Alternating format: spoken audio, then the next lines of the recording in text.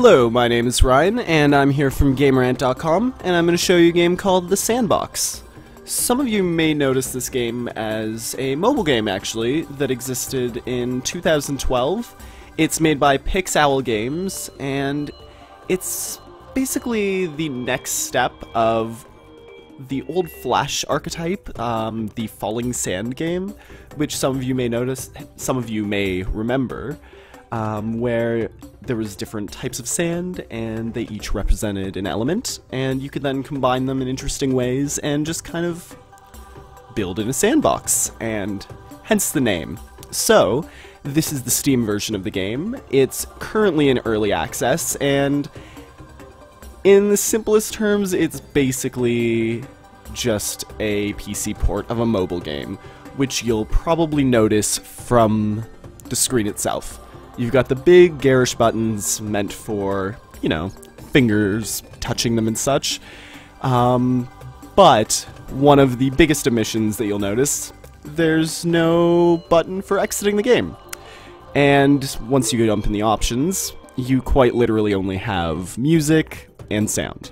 There's no visual options whatsoever, which it's not the biggest issue. But for a PC game, it's generally nice to have at least resolution, maybe a slider instead of just clicking on, clicking off. But it's not a game breaker, I guess you could say, but it's definitely not something that helps the game. But the Steam version, one of the legs up it does have over the mobile version, is that it has what they call the HD free mode. Whereas on mobile screens, they're very tiny, not a very high resolution. With this, you actually have a much bigger space that you're going to be working with, and they've basically up-resed everything to look nicer.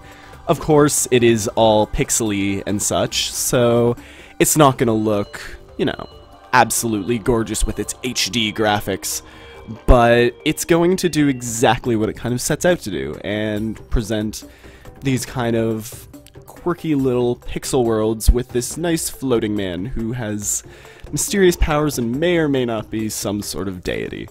So, why don't we just jump in? There's 3 different modes. There's the Create mode, which is the aforementioned HD sandbox, hence the name.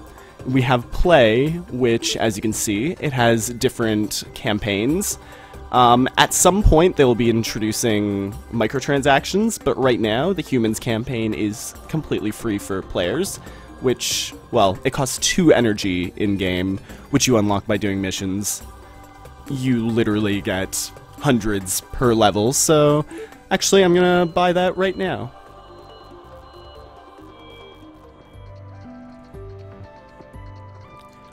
Alright, so I'm back, and it looks like Steam isn't going to let me purchase that through their page. It looks like it's freely available in the game, so it will just require a little more progression. But instead of jumping into that, let's jump into the Create mode, and I'll kind of give you an idea of what this game works like. So as you can see up top, you've got a pretty simplistic toolbar, but it should be quite self-explanatory. First, you've got a selection of all the elements, plants, basically anything you can place into the world. So say you want to drop some oil into the world. Bam. It's that simple. You've got oil. Next, you've got the very, very simplistic different brush options. So brush, line, fill, replace, and pickaxe, which will actually let you draw into the background or draw into your art, if you like, without actually collapsing the sand. That I'll show you in a bit, but then you've got the obligatory brush size. You've got an eraser, you can zoom in to whatever you're doing, which is absolutely chaotic on such a big screen, and you've got really just the weather options. So let's just jump in here and we'll do some stuff. I guess we can start. Where is it? The wall.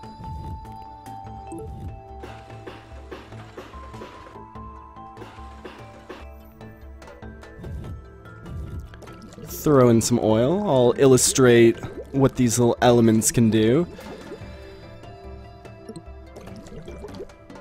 And as you're going to notice up here, pretty much every little thing you do in the game will unlock you points.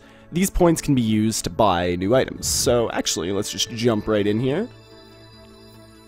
Say I want some aliens. This little thing called a stinger. It looks very pleasant. It hunts for fleshy beings. So we'll buy it. It's 1,000 points. Absolutely nothing in the grand scheme of things. And bam, you can now... Oh my, what have I done?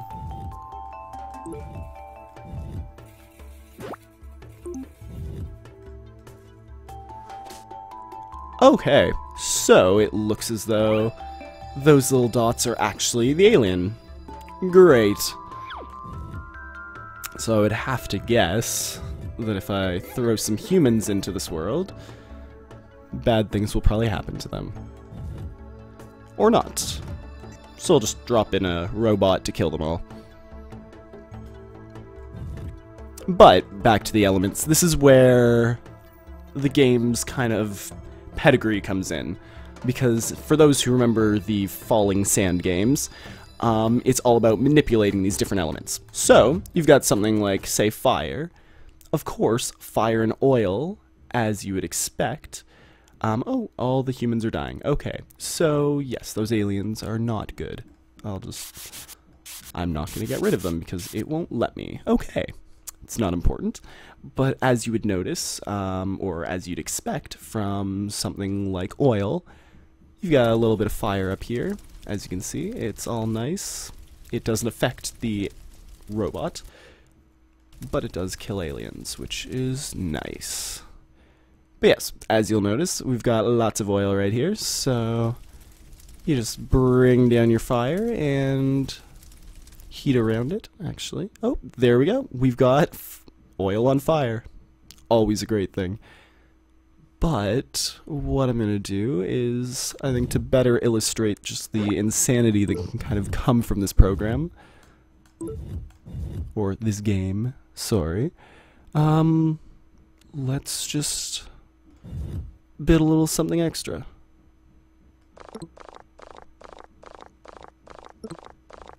As you can see, quite literally, it is all just sand. And just like the name would suggest, that sand very much likes to fall. So, you know what? Because I'm a nice guy, I'll drop some trees in here. Or we'll see if trees would like to grow once this all stops doing its thing. But actually, we'll jump into the pickaxe. So, as you can see with it, it will let you hollow out an area, which is quite nice. Because it will allow us to do crazy things like fill that with stone. May not seem crazy right now, but just give it a few seconds. Oh, that was far less preferable. There we go. We'll throw a few trees on here, see if they want to grow. If they don't, then I guess we'll just sit alone and cry. And no trees. Okay, never mind. But, as you saw with the oil earlier, it has the wonderful little ability to basically heat things up. So, you've got a nice little amount of stone there. You fill up your bottom area with a healthy amount of oil. And just because sometimes this doesn't exactly like to do its thing.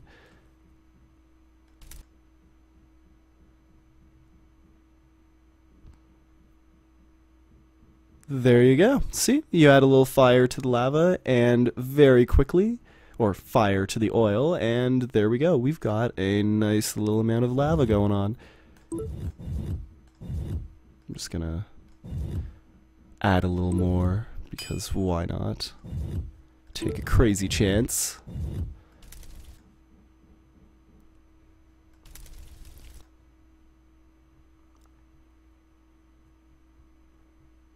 And it's really just things like this that make the game, I don't know, it's definitely an interesting sort of game for certain people, because it's not by any stretch of the imagination a complex game at all, but it offers some very, very interesting ways to play, because everything in the game can be affected by everything else. So as you can see, gas, when I put that into the air, it doesn't really do anything. It's like normal gas. It just disperses.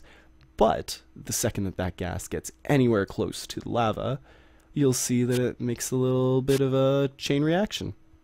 And it just explodes. Not, you know, a Michael Bay explosion by any stretch of the imagination, but an explosion nonetheless. And you get something like TNT, put it anywhere near, what's it called? A little bit of heat, and you just, well, you get a nice little explosion. So it's really just, the game just allows you to build within this world.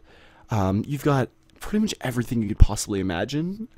There's even things like sensors that they'll sense heat and allow you to do things. So I can put a sensor there and connect it to something, which will then power. It actually will provide power if it heats up too much.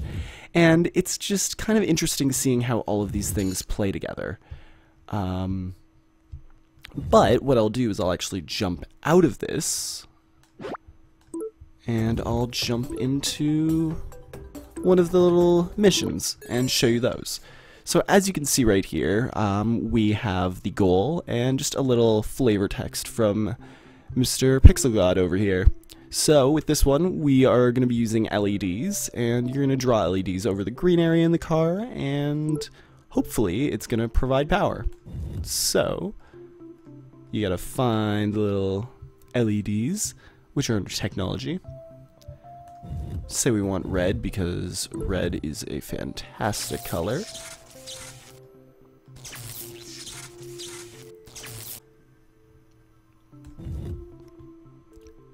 And as you'll notice, these little yellow lines that you see dashing across the screen is electricity. And that electricity is somehow controlling these. There's actually a pretty complex series of just wiring in this game, and that's one of the most interesting aspects of it, is that yes, you can kind of mess around with the different elements themselves and see what they're capable of, but in addition to that, you really can do so much more with it and build these crazy, crazy contraptions that all of this is being powered by electricity that's running through it. It's actually really, really cool. But we'll jump back into a different world just to kind of illustrate that for you. As you can see, there's no exclusive exit button, so you have to go into a few different menus to do that. But as you can see with this, it's just a boring looking pixel machine. But if you grab a battery and place it right there, you see electricity goes through and it comes to life. And it's for those that are looking for something similar to, I guess, obviously, the interest that people have in Minecraft and building things out of nothing. This could be actually a very interesting game for that, because it allows people to really get in and be creative with the tools at hand.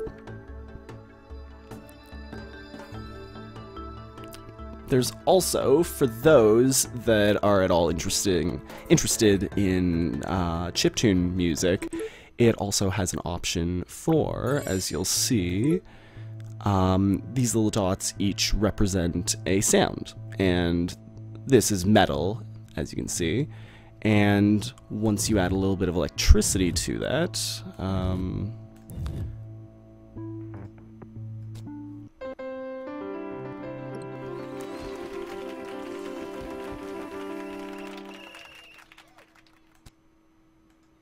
you suddenly have music. So it's kind of cool. Obviously, it's nothing comprehensive, and if anything, it's actually a little more complicated than you might like to get the music working, but it's actually really cool to have these options in the game.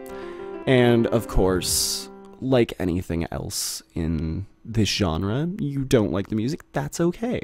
You don't have to. You can then just pour lava on everything and really just show it how much you dislike it. Light everything on fire. It's really all about causing as much havoc as possible.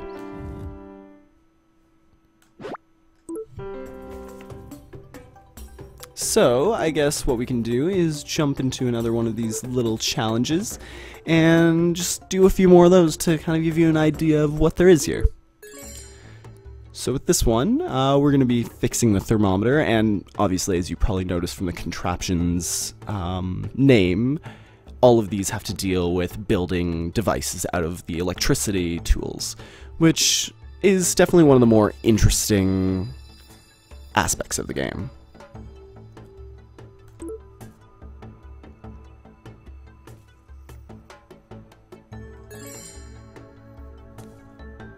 Okay, so each of these represents a different temperature. So, by jumping into more of the technology and the different sensors, you can then put them in there as I was showing earlier. So there's very cold, cold, normal, hot, and very hot. So these different areas I would assume represent different temperatures. So you toss that in there, and as it gets closer to the temperature, I would guess that it's going to provide electricity. So we'll just see if that works.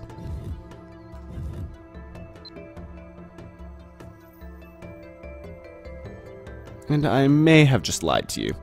Not quite sure. Oh. Temperature. You can change the temperature, and as you see, when I choose cold, it's gonna raise it slightly more. I'm gonna change it to normal here, and you're gonna see it raise. Which is pretty cool that they've added these options. It's not just a simple drop sand on things and sand does stuff kind of game. It really does build upon that and give you all these different options for really building upon this game and providing interesting ways to play it. It's definitely not the most complicated game by any stretch of the imagination, but it's actually pretty cool to have all of these options at hand. But what I'm going to do is jump into the final mode that I haven't really gotten access to show all of you. Or actually, I'll finish this one, I guess.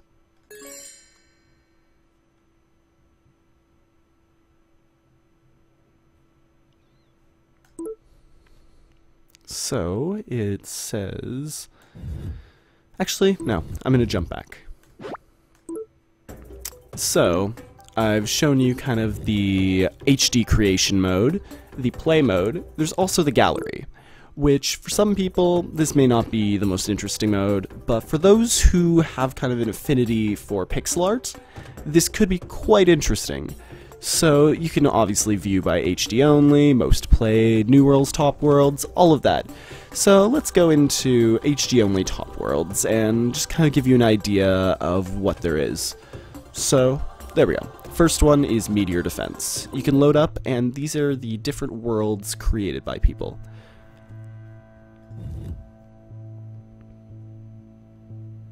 Okay, so sometimes, well, I have no idea what this actually is. Maybe it needs to be given some sort of power to actually work. Oh. Oh. Oh, there we go. Okay, I'm gonna reset that. Let's reset this world. As you can see up here, there's the pause and play button. That would explain why that didn't do anything. So let's jump back into the top worlds. Oh, Chernobyl. Okay, we'll load that up. And as you can see, it's cool little things like this where you've just got this world that someone's created, and it's nothing super comprehensive, but it's just cool to see player ingenuity and what they're capable of. And everything does grow on its own, so if, say, I wanted to throw a tree, maybe this time it would work. Yeah, you drop it in, and suddenly there you go. The tree grows, and just is kind of building upon the world, and it's cool to see kind of an interesting living world evolve out of that. And then you can kind of just throw humans in, and they'll react accordingly. They're not incredibly smart, but that's okay. Because, honestly, it's not a game that particularly needs that. And really, when in doubt, you just toss a tank in there. Or, finally, of course,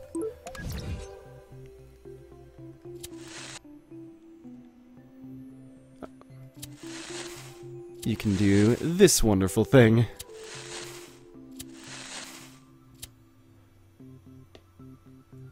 Sadly, of course, the little tank didn't survive the terrible fireworks disaster.